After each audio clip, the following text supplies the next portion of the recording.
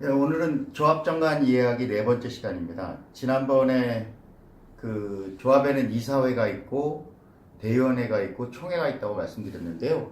오늘은 그 중에서 이 총회에 대한 부분을 말씀드릴 겁니다. 이게 딱 보면은 이사는 10명 남짓한 인원이 참석을 하고 대의원회는 약 7, 80명 참석하고 저희 조합 같은 경우에는 총회에는 그 참여 대상이 조합원 전체니까 사실은 조합에서 결정하는 중요한 부분은 모두 총회에서 결정이 되겠구나라고 생각하면은 일단 일반적으로 일반 상식에 부합을 합니다. 지금 저희 조합정관 21조에 보면 총회 의결사항으로 여러 개 있는데요. 중요한 거는 자금의 차익과 그 방법, 이율 및 상환 방법을 총회에서 해라. 그 총회에서 정하라는 얘기고요. 예산으로 정한 사항에 조합원의 부담이 될 게, 그리고 철거업자, 시공자, 설계자 또는 감정평가업자, 그 재개발 사업에서 중요 협력업체들입니다. 그렇게 선정 및 변경할 때는 총회에서 해라. 그 다음에 정비사업 전분 관리업자의 선정 및 변경, 저희 조합은 미래시입니다. 그것도 총회에서 해라. 그 다음에 조합 임원, 대의원, 선임 및 해임, 그러니까 조합의 임원의 선임은 당연히 총회에서 선정해야죠. 하지만 그 임기 중에 거리된 자는 총회가 아니어도 됩니다.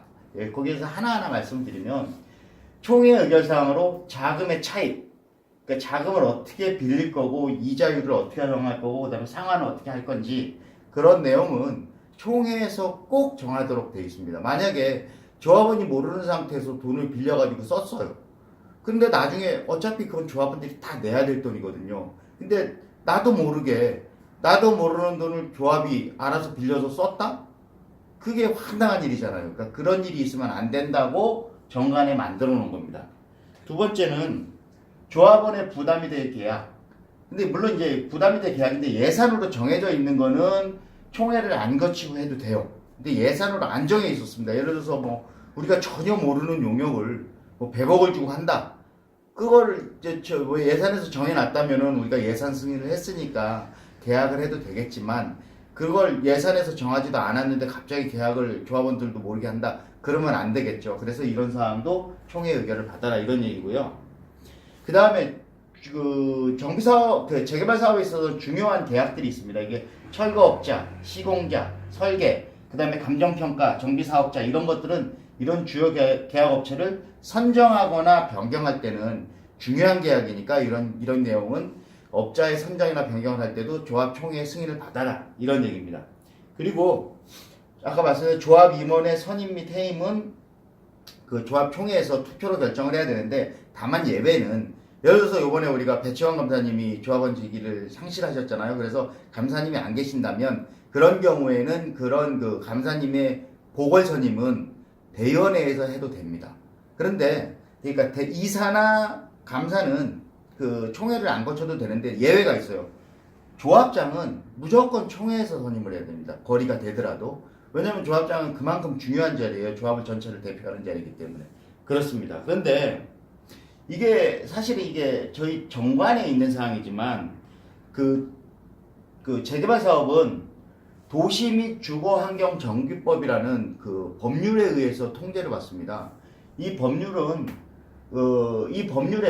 사실은 우리 정관에 있는 총회 의결 사항을 법에서 정해놨어요. 그래서 도시 및 주거환경정비법 45조에 보면 총회 의결 사항이라고 되어 있고요. 이러이러한 사항은 총회 의결을 거쳐야 한다라고 되어 있습니다. 그걸 보면 좀 전에 우리가 했던 그건 똑같은 내용이에요. 자금의 차익과 그 방법, 이자율 및 상환 방법은 총회 의결을 거쳐야 한다. 그리고 예산으로 정한 사항에 조합원의 부담이 되는 계약은 총회 의결을 거쳐야 한다. 시공사 설계자 아까 이거 그대로 나와 있고요. 그 다음에 조합 임원의 선임, 그 다음에 우리가 곧 하게 될 그 관리처분 할 때 정비사업비의 조합원별 분담 내역 이런 것들을 다 총회 의결을 거치게 하였습니다. 그런데